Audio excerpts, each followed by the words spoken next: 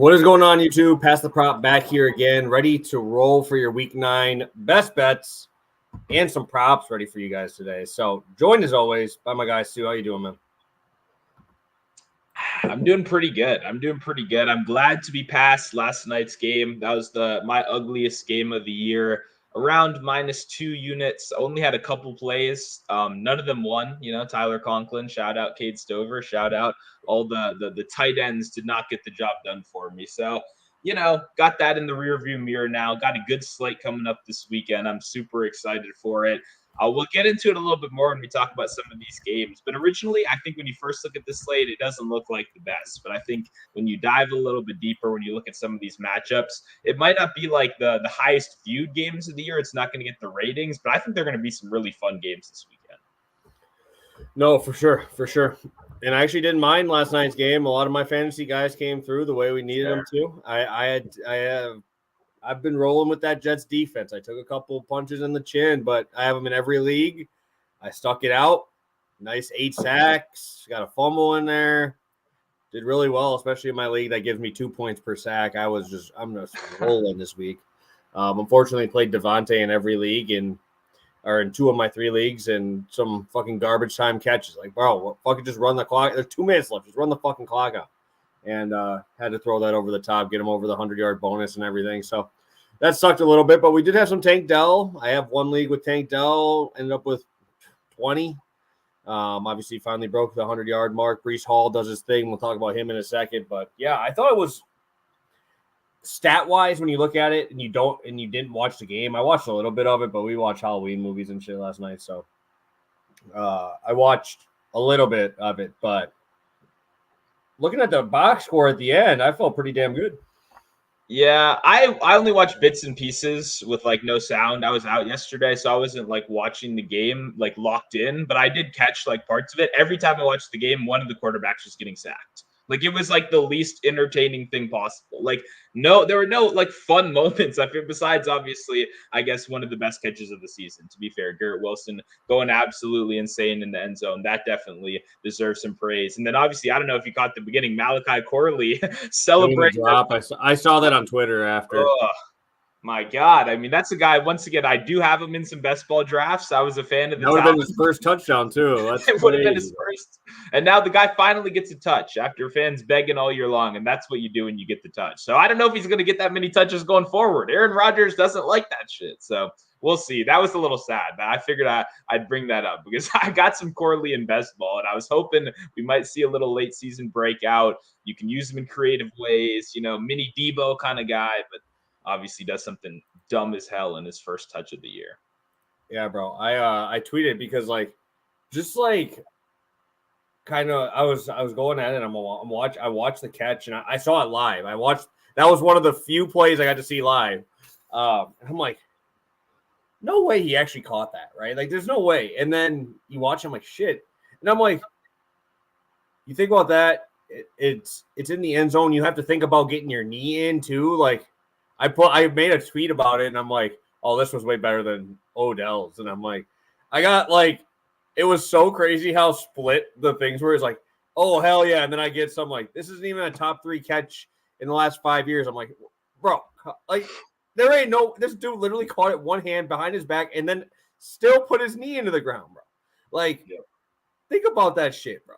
And you have the end zone behind you. I don't understand how it's always funny because I always get these people and they're like, get these messages that wasn't even close. That wasn't even a top 3 catch in the last 2 years. I'm like, bro, Jefferson's, don't get me wrong, big catch. I remember watching that play, but he didn't have to worry about out of bounds. He's just going up on 2 dudes, right? And he's probably done that his whole life. He probably mosses everybody ever. Yeah. You know what I mean? So it's man, dude, just the wherewithal to get your foot down too. Rodgers looked good in the second half. But again, we talk about on here when you're able to get the running game going with that Jets team, they're actually pretty good. Yeah, no doubt about it. It's been the thing all year long. It's like that's just the key. You got to get that to open up everything else. And they haven't been able to get it to open up anything else. So they've sucked all year. So I think we read this game super well from a spread and total perspective. I was all over the under. That was my one saving grace, a rare, actually total that I bet on a primetime game. Love the under. And then we both were just like, there's no way we're taking the Texans. Like, no matter what the line is, like with the way it's sitting right now, there's no way we can do it. And obviously, a little bit of a crazy start. Everyone was victory lapping their tickets, and then look what happens in the end. So glad we stayed away from the spread. I'm very glad hit the total. But yeah, good, interesting, solid game, but a little bit ugly for sure. I don't know if you remember, but on Monday, when I told you what the spread was, I did bet the Jets at -1 because because I said to you, I'm like, why are they favored? Mm-hmm. And then you're like, I don't know. And so I'm like, every time this happens, I need to just put like a spreadsheet of like these fucked up lines and just take them, because I took the Jets money line when they were like -112 or 18 right on Monday when we talked about it looking ahead, and we're like, how are the Texans dogs here? And I'm like, all right, yep, we're just gonna do it and just not think about it. And it was in my account for 3 days, didn't even think about it, and I'm like, oh, nice, Jets won. I'm like, damn, this happens a lot more than it should on these games. We're just like weird spreads and they end up cashing. Yep, and it's a good reminder, though, once again, to people in general, that's how the way sports betting works. Is like lines aren't lines for a reason. It's because there are people with money and influence, and they're betting that side of the line. And if you can influence an NFL line, you have enough money to do that. You're not stupid. So someone like is on that side. You know what I mean? It's not like a trap from Vegas. This isn't like that. That's really helped me kind of frame my thinking for these ugly games. It's not like they're not trying to lure you in. There's just somebody with a shit ton of money on that side that's moving that line into a place that most casual bettors are not liking. And even people like us who aren't casual bettors, but still kind of see a fairly suspicious line, especially for a team that just got their asses handed to them by the Patriots a week ago. But that's how the NFL works. Different weeks, different matchups. Got to take it step by step. And I'm glad we, could make it work in that ugly game right there. All right, let's get our quick recap in, and we can start talking about this big slate. I can talk mine first. Tyrese Maxey, 32. Put up a nice little 32. Cooked. Got, I think, 30-plus shots like we talked about. Looked awesome. Him and Cade going back and forth. He got Jalen Duren, I think, fouled out of that game in sub 10 minutes. Him and Drummond single-handedly, both of them got him like 3 or 4 fouls. Duren, I saw, played 9.5 minutes in that game, just from just going straight downhill. Obviously, he didn't even shoot that many threes out there in that one. He just was going down, making things happen. Breece Hall, obviously 75, hits his actual number as well. We talked about on here, don't take the receiving yards in this spot. It was a tough spot for receiving. He had 11 receiving yards, ended up with almost 80 rushing yards in that spot. So felt great about the read. And nice to get these cross winners. These are the ones I do a lot. I do more than I probably should, but I love them because they seem to help me out a lot. Yeah, I was gonna say you put out the first NFL NBA collab little combo play of the year, and it worked out well. I tailed this one, and then I did tail the Breece 50 and the alt under, which I know you talked about, I believe, in your private chat as well. Yeah. So I doubled down on the Breece rushing right there, which was nice. Yeah, Maxey was easy. It's like you and me both kind of hate these high numbers, but that's like a generality, and you got to talk about specific situations. When I compare it to SGA, like SGA, when he's the guy. You like him even at 25, even if the line's at 29, because he's so often going to be in that range. Without Joel Embiid, I'm taking Maxey anything under 30, any chance you give me. I mean, they're just letting him shoot the ball literally 30 times a game. So glad we got that cash relatively easy. Yeah, I'm going to have to put a reminder on my phone for a ladder play tomorrow on Maxey for the sheer fact that Joel's practicing now, Paul George is practicing now, and Joel said he's not playing Saturday. So that's probably the last game he's out. What are we thinking? 40 shots? Maxey might be putting up 40, but I don't know if Paul George is playing. So that if he does play, then I won't play it. But if they're going to sit him one more time and just say, hey, this is your last hurrah. Well, Kelly Oubre is shooting 23s, and we're getting 25, 33s from Maxey, and you see some big boy numbers there. I don't even know who they play. I just saw that he's sitting out Saturday for the last game. So should be fun. Obviously should be fun. Let's talk about Mr. Conklin. Yeah, gotta take the L here. Been a good run. I hadn't had a loss in a little bit, but Conklin didn't get the job done. What, he ended up with 1 or 2 catches? I saw he had 1 for -3 last time I checked in right there, but didn't get the job done. Just not too much passing volume. Then when there was, obviously Garrett Wilson was pulling off some of the craziest catches of the year. So not a good read on the tight ends, unfortunately. Like I said, had them both. Had him and Stover on the other side. Stover didn't do anything. I even put together a little 4-leg tight end parlay. I don't think a single one of the tight ends on either side went over their line. So unfortunate. Like I said, not really my favorite night in the world with that kind of disgusting game script outside of, a couple amazing plays. So no dice for me, but hey, I got some good ones today. We're going to make it back. I thought it was hilarious. The one time I saw Stover get targeted, Sauce was on him. And I'm like, bro, what are we doing? I'm like, damn, bro, that just sucks. You get your, what? I think he had 2 targets. Yeah. And one of them he has Sauce, probably a top 3 quarter in the league, just draped on him and tries to get a little push off. And Sauce is like, nah, all right, dog. Like, I'm used to getting pushed off of by, like, Devontae in practice, bro.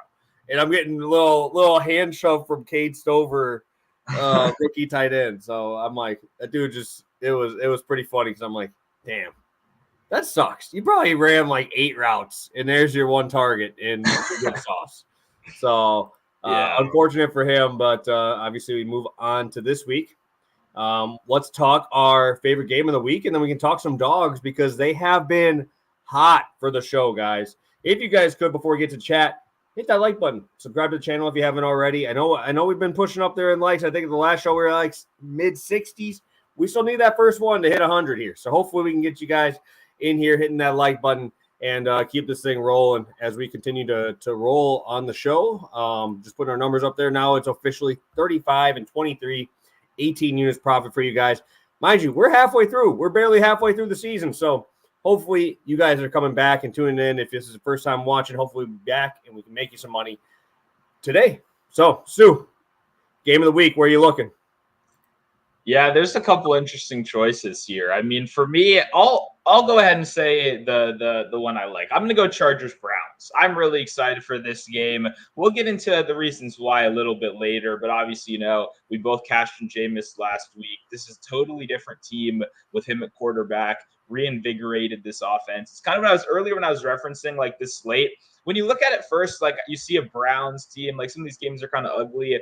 It's your memory from earlier in the season. But now that we've unleashed Jameis, like this is a fun team. And when we look at the Chargers, very surprising. Over the last 2 weeks, top 10 in pass rate over expectation, despite being literally last in the league to start the season. So they've gone from one of the most run-heavy teams in the league to actually letting Justin Herbert cook a little bit. And he's been looking pretty solid. Now you get a Superman-heavy team where Justin Herbert could potentially cook this week as well. And then, hey, we know Jameis. We know what he's going to do. He's going to be throwing the ball down the field. So all that for me is just going to be a really fun game. Like we're going to see high-flying action from both sides. I really hope the Chargers keep passing. They haven't done it much this year. But over the last 2 weeks, like I said, going from last in the league in pass rate over expectation to top 10 out for the bye week, that's a good sign right there. So I'm hoping we see it continue. Yeah, big old Lad. He's finding his way into my lineup this week, into my flex spot, benching Eckler, moving in Lad McConkey. Yep. I kind of got to move him in there. I say this all the time. Like I'm knock on wood. I've been very fortunate with my team because I have all my bench guys are getting hurt, but like my heavy hitters are all like staying in there. So like I have no depth. So I'm like just. All right, Lad, you're one of the 3 guys healthy on this roster anymore and on the bench. So all my starters, thank God, they've been drinking that milk, staying healthy, and knock on wood, hopefully I can continue that here. But if I'm looking at my game of the week, dude, I kind of have to go to the Cowboys. I don't even care. Like I just like everybody's gonna talk about Miami, Buffalo. You'll see these other good games, but I looked at it. If the Cowboys win this week, they're not even like dead, bro. Like everybody's saying, like these dudes are dead. Like, oh my God, they're the worst team ever. They suck. They're losing it. But like I looked at it, their schedule's not that tough down the stretch, and they're not that far off. Like they're not that far off from like playoff spots. And I'm like, the way you hear it, to hear the narrative, hear all this stuff, like these guys are like 1-20. Like that's literally what it sounds like. Yeah. Because they're losing these close games, and for props, you already know. I'm going there. So I'm excited for that game. And And I think it'll be a fun one. It'll be high flying. You got Bijan on one side, finally getting a little bit more creative with how we're getting him the ball. Kyle Pitts, again, 3 weeks in a row. He's been a dog. It's been good to watch. So I know you have a couple of your, role players that you like on this team as well, Ray McLeod and all that. So could be a fun game. Jalen Tolbert on the other side for like that type of guy. Like this is this is a fantasy paradise. It's a gold mine right here. You can go a lot of different places. Obviously, have a lot of locks from those guys, right? You have your guys that you're going to play every week, no matter what. But I think it's going to be a fun game. I'm excited to watch that one. Yeah, no, I don't know if you heard right before I picked my game, I went, no, I'm actually going to go with the good one. And that's because I was deciding between the Chargers one and this one. Because I don't know if this is going to be a good game necessarily, but it's going to be a fun one, and it's going to be great for player props in particular. So I completely agree. Cowboys, fastest paced team in the league. Falcons throwing the ball around on pretty much anybody. Now that Kirk Cousins looks healthy, they got a good offense going, and they can't get pressure on the quarterback. Dak has been in hell recently. They've been getting after him, but he finally should have a little bit of a break where he'll actually be able to throw the ball down the field a little bit. And I mean, we just saw Baker Mayfield and a quartet of backup wide receivers march down the field on these guys over and over and over again. So if they could do that, then I mean, I do have confidence. Even a guy, a wide receiver room that doesn't have any names. I mean, you still have confidence in the guys like Tolbert, in the Turpins of the world. When we just saw a bunch of backups do it literally last week. And then also, of course, you got CeeDee Lamb and Ferguson and those guys as well. So I agree. That's going to be a very fun game, and it's going to be good for props 100%. Yeah, Ferguson, I saw his lines moved up to 5.5. I know. They're moving stuff around. They're starting to learn a little bit when they get hammered too much. But we're getting to the last spot before we get into some props. Stu, dogs, where are we looking this week? There's a lot of close spreads. This week, since I'm looking, let's go 3. I'll let you go as low as 3 this week for dogs. 3 is that cutoff. We got quite a few of them right on that edge.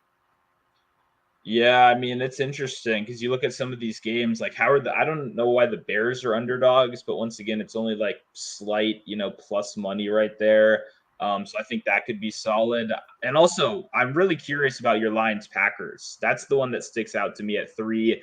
Of kind of, are we going to get Jordan Love? It looks like he's practicing back-to-back days.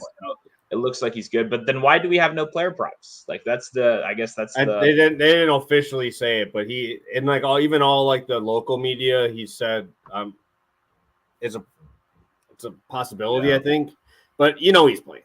Like he ain't sitting this game. Like it wasn't as bad as. I'm gonna go the Packers. Then we'll take that 3. I'm gonna go the Packers. Divisional close game right here. I've been. Like the Lions are playing really good, and people are starting to talk about the Lions like they're in a tier of their own a little bit more. And I don't like that. I don't think they're in a tier of their own. I don't think you can be in a tier of your own in a league when you have like 10 quarterbacks that are better than your quarterback. Not that Jared Goff gets the job done. They have a very explosive offense, a great offensive coordinator, but this is going to be a coaching matchup that's very strong on both sides. And I love the Lions when they can bully like inferior coaching staffs and kind of outsmart them. I don't think that's going to be the case here. We have really good coaching on both sides. The Packers have a couple of units, especially the defense, that have sneakily been playing like significantly better than the public is giving them credit for. You obviously mentioned a little bit on Monday, I believe, with the pressure they were getting on CJ Stroud and kind of making life miserable for him and what it was then going to look like, last night. I think you're absolutely right about that. I think we could see a little bit more pressure here. And then now what does the Lions defensive line look like without Aiden Hutchinson? How do they hold up against a real offense that can create explosive plays when you don't necessarily have your number one pass rusher anymore? So I'm very interested. I think that'll be a fun game, but it feels like a field goal game to me, either side. I know the Lions are tough to bet against. They create explosive plays, but dog of the week, we're going Packers, baby. Let's go. Yeah, and LaFleur's going to force the running game too, right? I mean, like Jordan Love puts up big boy numbers, and obviously he's done very, very well in the explosive plays and in the touchdown department, but Josh Jacobs still getting 15 to 20 carries a game, man. Like, they're going to try and force feed this dude. So it's just the Packers have been very, very explosive, and you can't really like scheme for a receiver, bro. Like they got 5 that do the same thing. Obviously, Jaden Reed's like the 1A, but Dobbs has 3 straight weeks of 15 fantasy points. You got to still have Christian Watson and Wicks over the top as well. If I'm going off of like one of these weird lines, I'm like, why is the Giants only 3.5? Like that doesn't make any sense to me. Yeah. It's not going to be my official because I've been doing very good on these like fat lines. And I'm getting 7.5 points on the shit Panthers. Give me that shit. Give me the Panthers at 7.5. I'm taking them. They're losing by 7. Dude, this game might last like hour and 45 minutes. Like, yeah. Kamara going to go crazy. Chuba Hubbard probably going to go crazy. They might not even pass the ball, bro. Right? Derek Carr still kind of injured. They might play him this week now. But 7.5 in Carolina. And, dude, these big dogs have been money for me. If the Panthers score 14 points, this is money, bro. I don't see the Saints going and scoring like 30 on these guys. Like, even though Carolina's defense is terrible. And guess what? I remember the DMs last week. Oh, the Raiders going to lose by like 17. Well, still money in my pocket. So I'm going to be ready for it again. Give me the Panthers. It's gross. I'm not going to watch the game. But, hey, I'm ready to cash it. I would have rather you just said the Raiders again, at that point, or even the Broncos at these heavy dog prices. Like the Panthers. Well, the thing is like I don't even know if Lamar's playing. Like that's why I'm like I'm assuming he's not with a 10-point spread. No, I think he is. That he is playing with a 10-point spread. But like, what if he sits?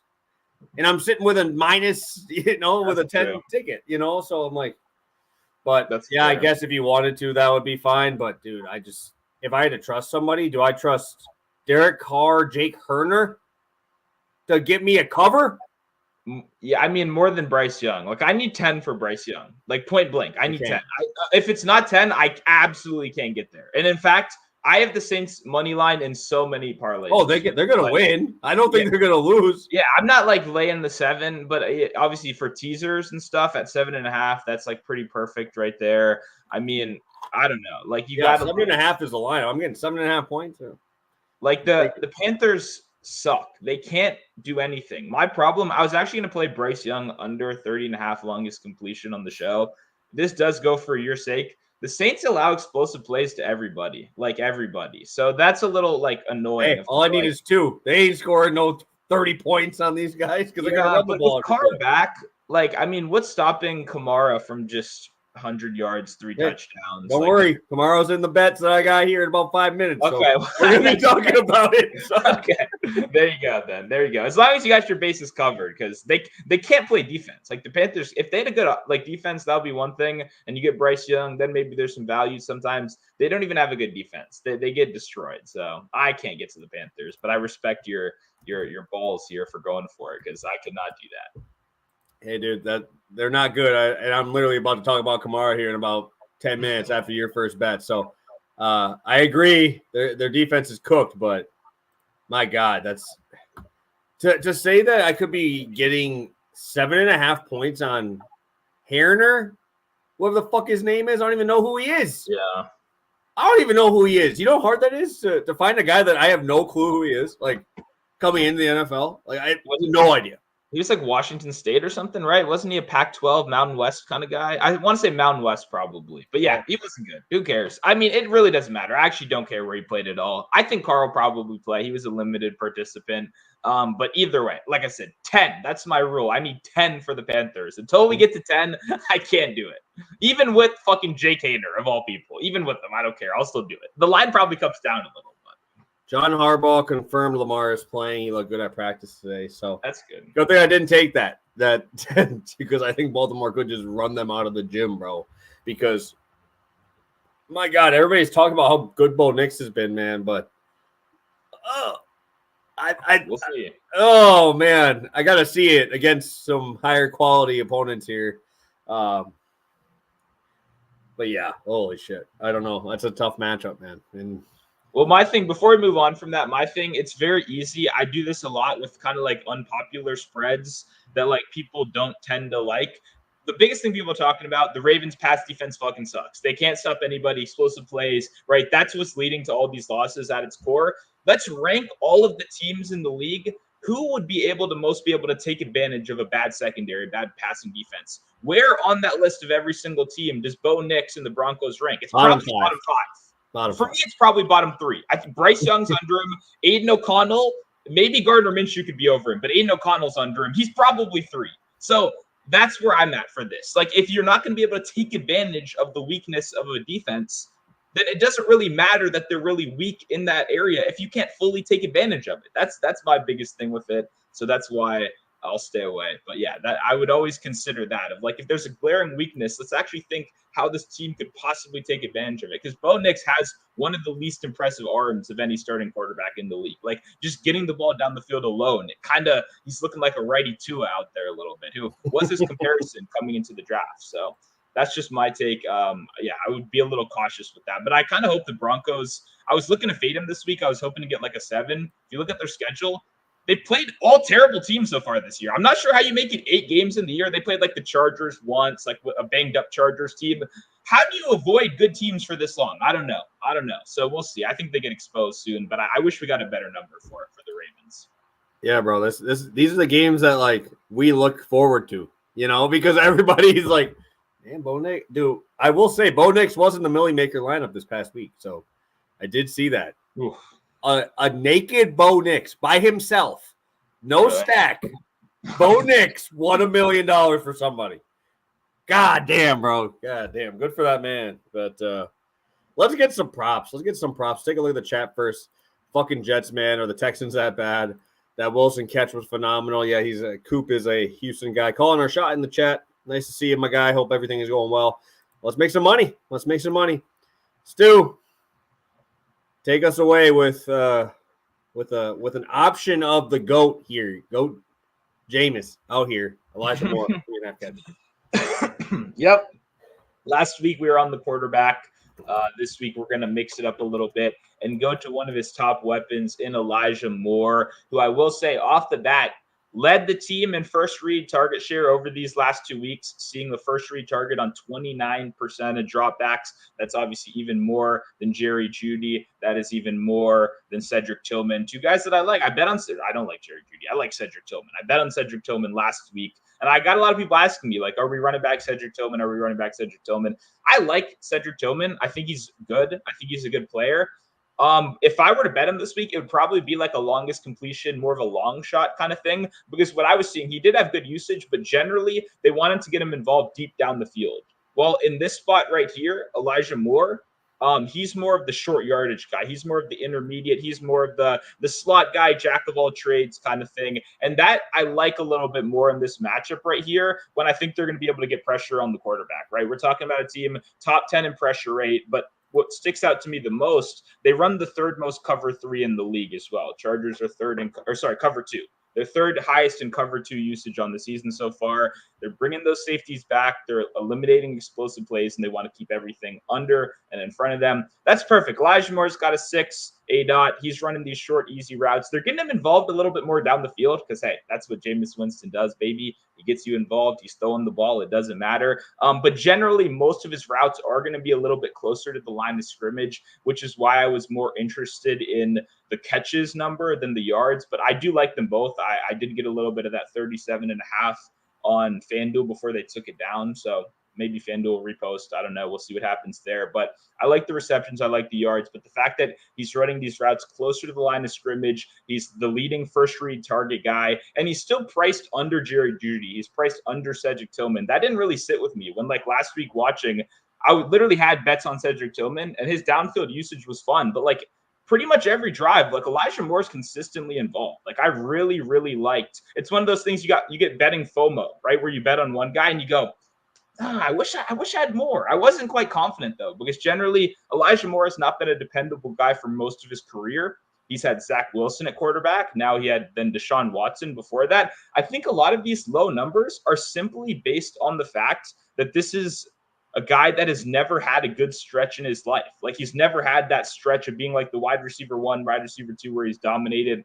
But I think this new offensive opportunity, this Jameis Winston offense, is going to be throwing the ball 25 plus times a game. Like, I like the opportunity here. And Nick Chubb, he looked solid. He looked fine last game, but it's not Nick Chubb of the past. It's not 30 carries a game, Nick Chubb. They're going to have to be balanced, whether they like it or not. I think he's the perfect target for these deep safety defenses that want to eliminate explosive plays. That's going to be the goal of Jameis Winston. I think Moore is going to get pretty much whatever he wants over the middle. And I think 4 catches is a very easy bar to clear in a game with our GOAT Jameis Winston at quarterback.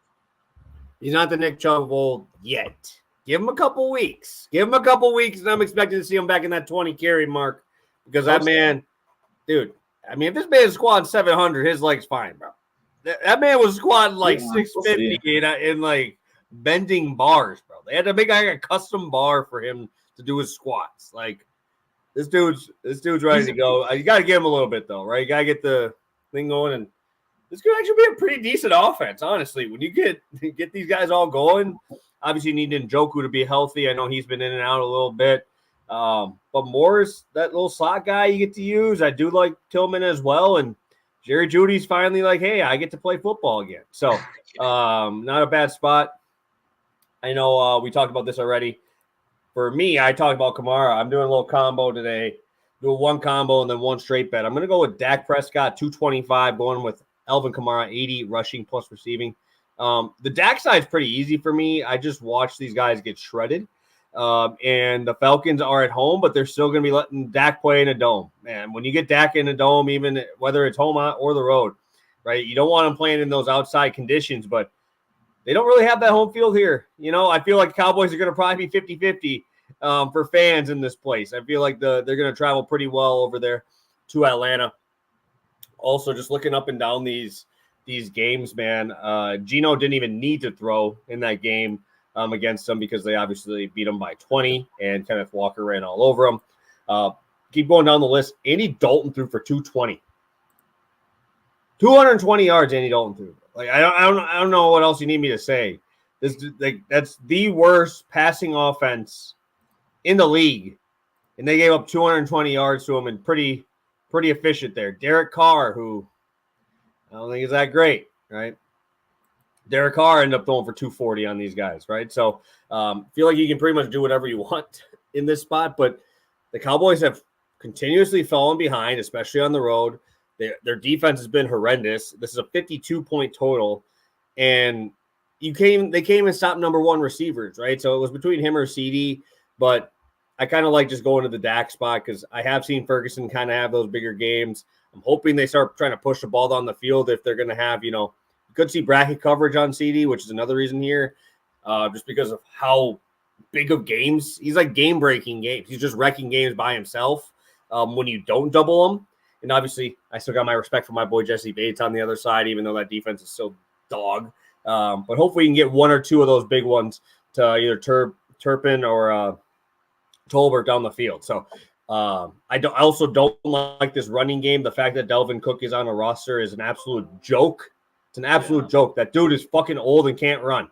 What are we doing putting him on in Side note, how do you say Derrick Henry won't help your team because of your salary cap? Shut the fuck up, Jerry Jones. That's the dumbest thing I've ever heard. Your running game is one of the worst in the NFL. How do you say Derrick Henry won't help you? Like, that's the dumbest thing I ever heard. That's whatever. But another reason why I like Dak throwing the ball a little bit more in this spot. Love Dak at that spot. Kamara faces the Panthers. Had 80 rushing yards in their first matchup. This Panthers defense is just it's just Swiss cheese at this point, man. Like, pretty much whatever anybody wants to do against them, they've been able to do. Even looking last week, we even saw McLaughlin go for like 7 yards a pop in that game. You keep going down the list of like all of these games. Like, we saw both Atlanta running backs go for 90-plus yards rushing, just straight rushing, not even counting the receiving. I always like looking at fantasy points. Obviously, you guys know I do a lot more DFS as well. But the Panthers are the worst team in terms of fantasy points allowed to running backs. And they're actually not bad in terms of receiving yards to running backs because they're losing the whole time. So they don't have to pass it to them. But Kamara still did well in terms of that number in their first matchup. I know they won, 47-10 in that first game. So he got the 80 yards receiving or 80 yards rushing. But you still saw him get the normal, 5 targets, 30 yards receiving, just attack on top. So no matter what, even if they get down, which I don't know if I think that the Carolina Panthers will ever be up in this game, but they're staying within 8 points. So that's all I know. Kamara, give me that 80 rushing plus receiving. I really like this line. I take it probably up to minus 135, but I'm going to be playing this pretty heavy.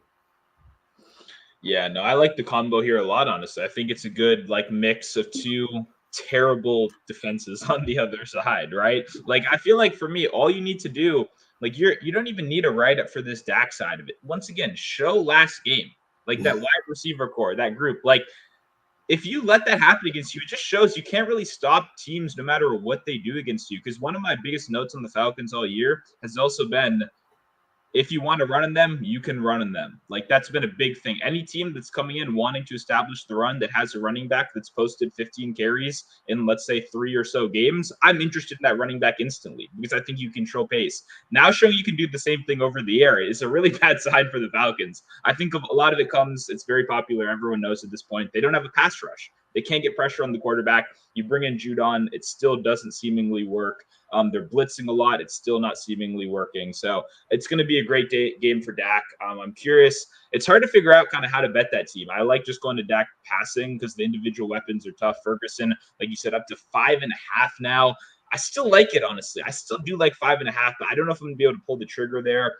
Tolbert, a guy I've hated on for a little bit. I do like his longest reception as well. So it'll be interesting. I'm a big fan of the Dak side. And then obviously, you're right. Kamara should be able to do whatever he wants in the Panthers. Truly the worst team in the league, both on offense and on defense. It's pretty rare you get that combination where they're so inept on both sides of the ball. So that's obviously a great combination for the other team's running back to just kind of take control. I believe the backups are banged up as well, which is a good sign here. I know neither of those guys were seemingly playing. That's why Taysom Hill is getting a lot of steam. He's up to like 25 rush yards now, which I kind of liked at the opening, like 19, but now we've moved like 6-7 yards already. So definitely like Kamara, going to be a lot of volume here. Good combination against two very bad defenses. Yeah, it's tough, man. That Panthers team barely even an NFL team, man.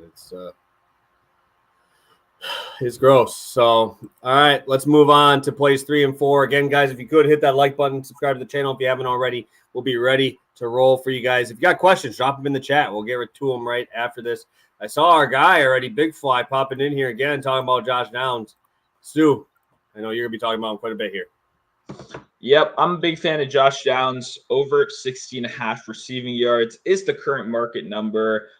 That's what I play it at. I do like receptions. It's 5.5 minus 145 on MGM, so pretty juicy. I don't think it's going to get any better either. So I don't mind either of those looks, but obviously I do like the yards right now at the price, currently a little bit better.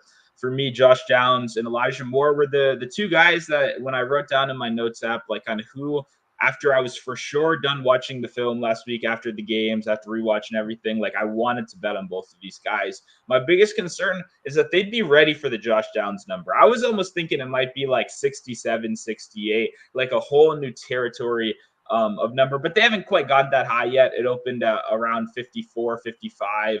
We played in 4 for 4 at 57, and it's still 60 right now, which I think is a good price. I think it should probably close around like 64-ish. And I think that's still probably a pretty solid number because I think in certain matchups like this one, it'll be good. Maybe not every week, to clarify. I don't like Josh Downs at like 70 yards every single week. It's more just important to kind of clarify that like these guys go through like evolutions where they're priced in the market. And there are times when you could take advantage of it. There are times where they haven't fully caught up. There's some indecisiveness. Oh, we have a new quarterback. It's no longer Anthony Richardson. And I think those are the times to be aggressive. Those are the times to back the guys you like. And I'm doing that with Josh Downs this week. All in, one of my favorite plays of the season so far. And what I really like about it, if you've watched the show, you actually probably already know that. We've targeted Minnesota in multiple different ways so far this year, including playing Jaden Reed against them, including playing Amon-Ra St. Brown against them. And if you can think of two things off the top of your head on what they have in common, they're slot guys. They dominate over the middle, short yardage, constant one-on-one coverage. You make guys miss underneath, and then you create explosive plays with that. We saw Jaden Reed go 7 for 139 against them. We saw Amon-Ra St. Brown go for 8 and 110 against them. But it's not just those guys. Slot wide receivers have dominated Minnesota all year long. And while you could say just post the basic stats or whatever, we've talked about it before. It's really easy to see why that's the case because Minnesota's defense, while they try to trick the quarterback, while they make life tough for the quarterback, for the prop bettors, we know exactly what they're going to do because they've done the same thing all year long. They're one of the highest blitz rate teams in the league, and they play some of the highest two deep safety coverage looks in the league, which look to do two things. They want to get pressure on the quarterback, they want to make life uncomfortable, and they make you want to throw the ball extremely quickly. Now you keep the deep safeties back because you want to then limit explosive plays. That's modern NFL. Patrick Mahomes, Josh Allen era. We got to have these two deep safety looks.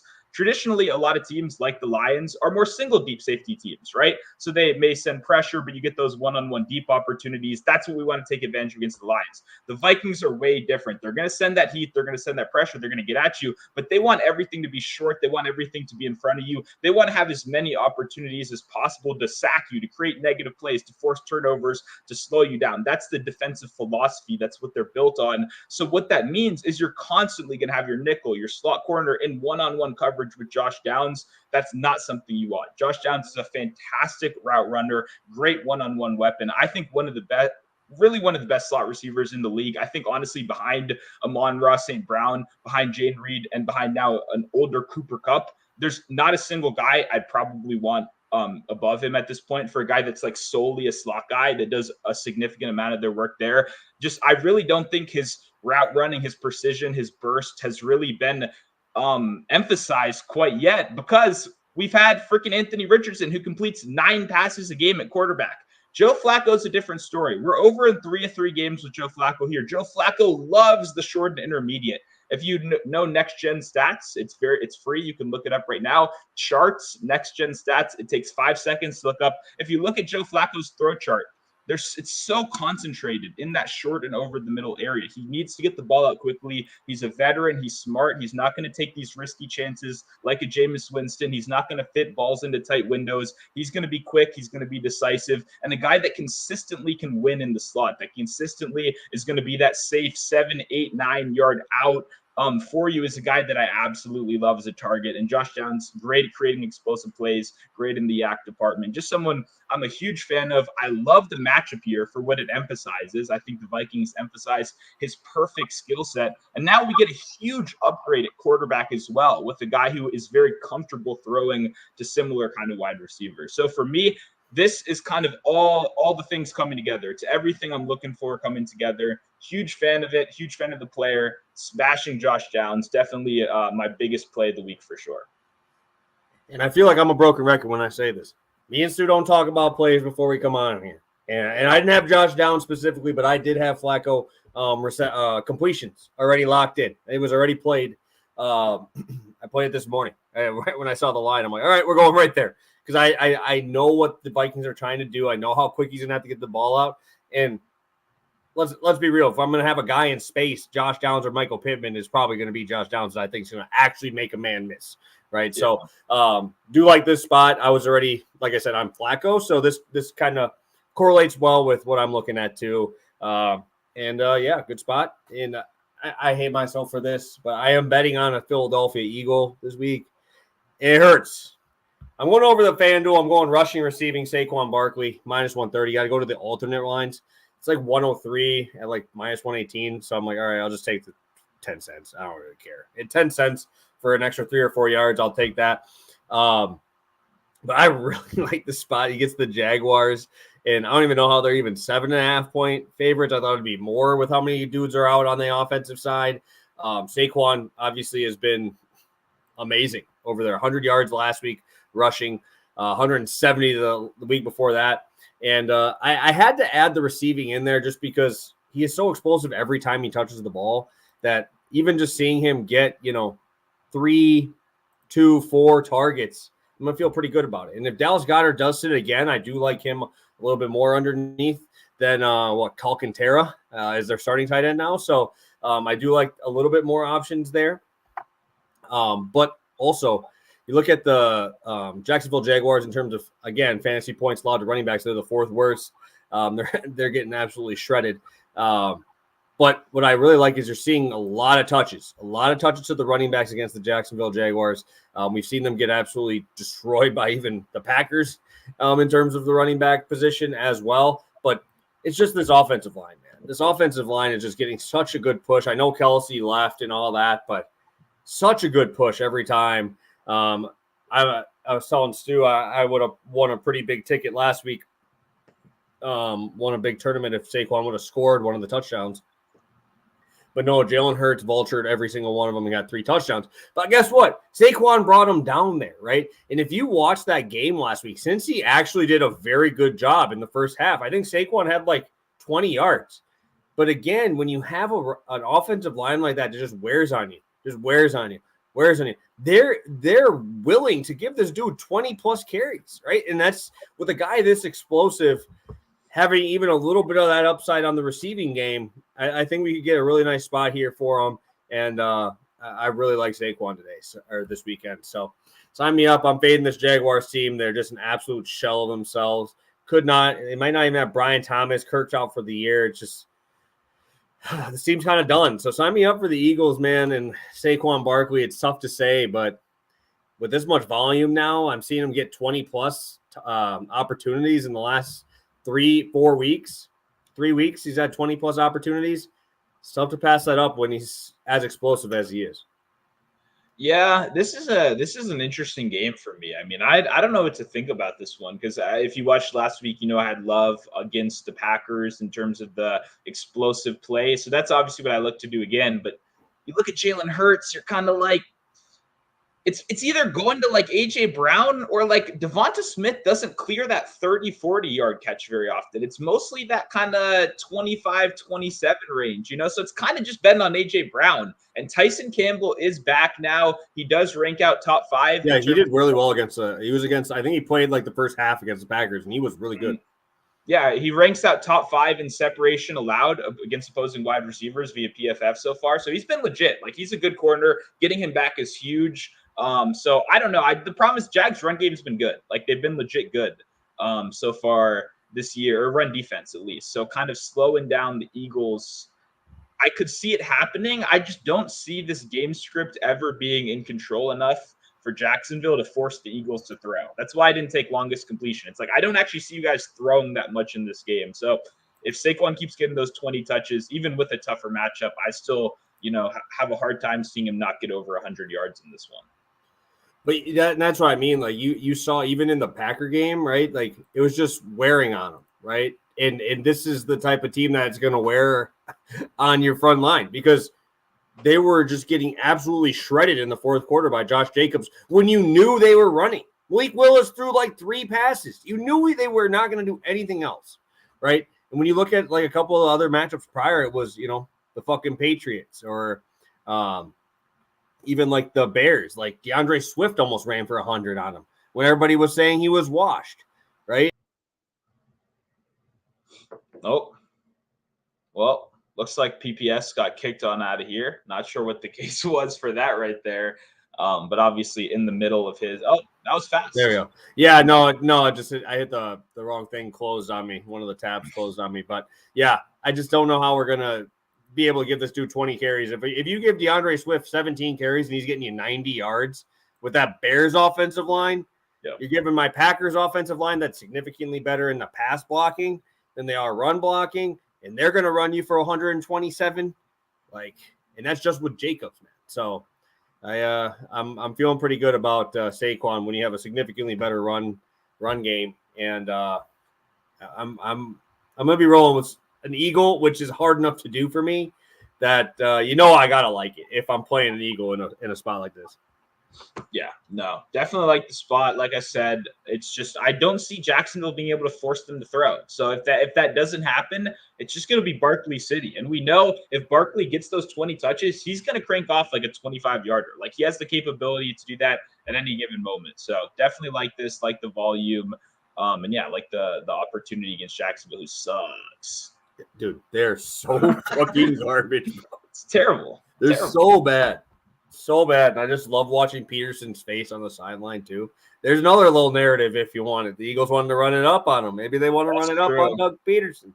Put up or a maybe 50 he wants feet. revenge. Hey, we didn't talk. Maybe he wants his revenge. Who knows? What are you going to do? Run field goal block every time and stop the run? AJ Brown gets one-on-one. You see what happens, I guess? I don't know.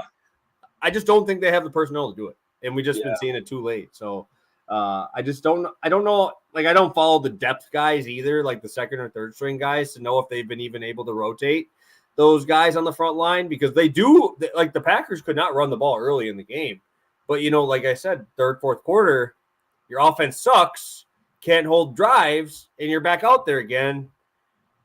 This is not I don't want this Eagles line just leaning on me the whole game, because that's going to suck. All righty. Let's get a quick recap in here. I didn't see any other questions in here outside of us talking about Byron Murphy blows in every matchup for the Vikes. That's agree.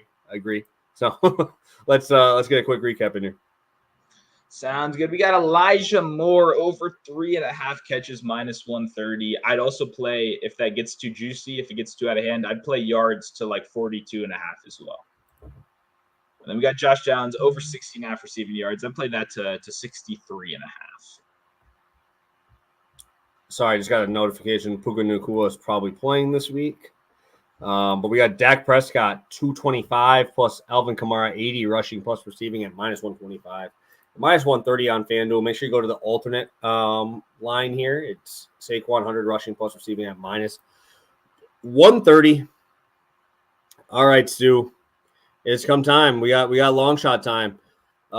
Anything sticking out to you so far? You have an official one that you want to roll with? I do. I've got a lot of long shots I like this week, but I got an official one we can lock and load right now. I'm going Lad McConkey, 80 receiving yards at plus 310.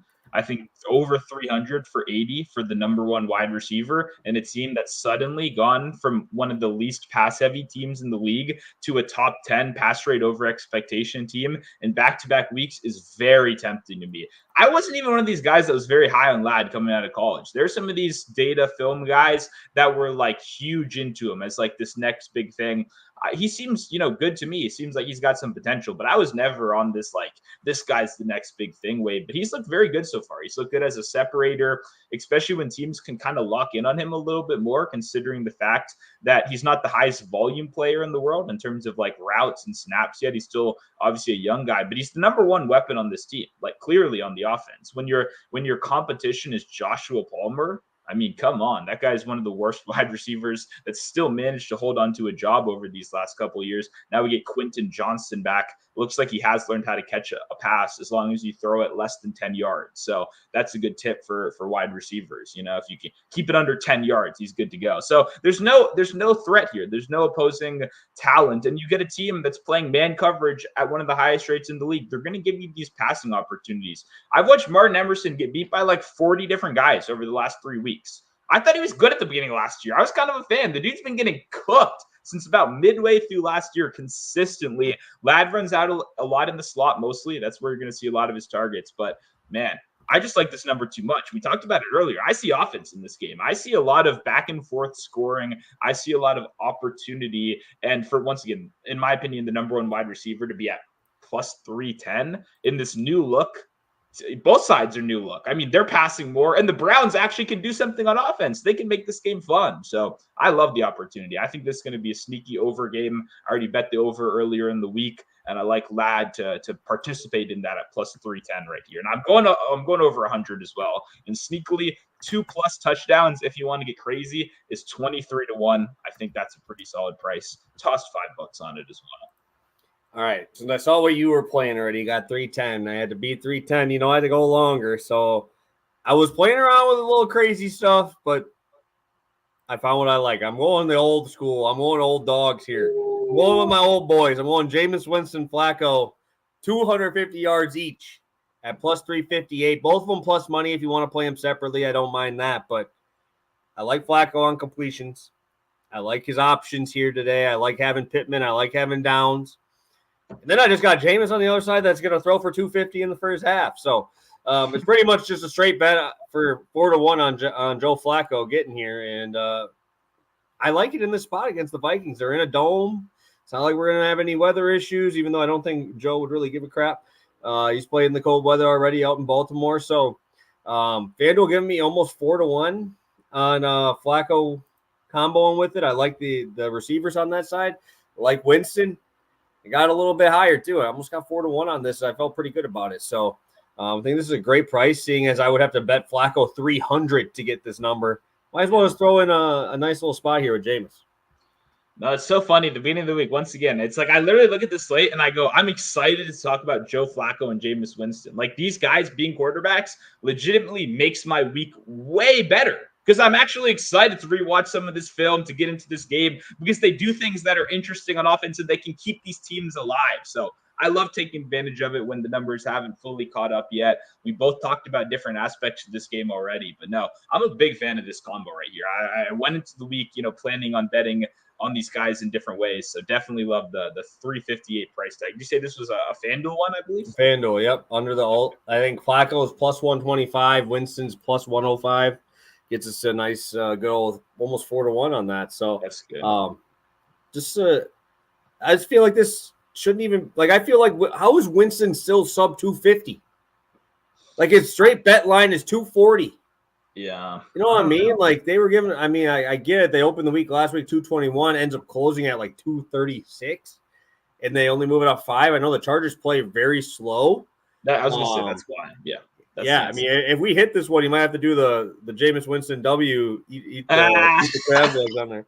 But, we'll get to practicing in the off week right there. No, yeah, it's probably because they're slow. But I mean, Jameis, he's persevered through that in the past. Like he creates his own pace by throwing pick sixes. That creates pace. They get the ball in the red zone or score immediately, touchdown, you get the ball back. That's pace right there. That's 4 possessions. So I do got another one I wanted to throw in. It's not quite an amazing long shot, but I think it's really good value. Devin Singletary is plus 240 for a touchdown on FanDuel, plus 140 on the rest of the market. I don't think Tracy plays personally, but it's 50-50. We don't actually know yet. So when the rest of the market's 100 points off the other one, I like that 240 price tag. I think that's a very solid one, especially whether he's the starter or not. You can run all over Washington. I was going to talk about that on the show. There are no props up yet, so you'll have to see that in 4for4 or Twitter or whatever. But I do love the rushing attack, but touchdown is the only way you can bet it right now. So seeing Singletary at 240 compared to the rest of the market 140, I tossed a couple bucks on that, and I combined him with Taysom Hill to score a touchdown as well.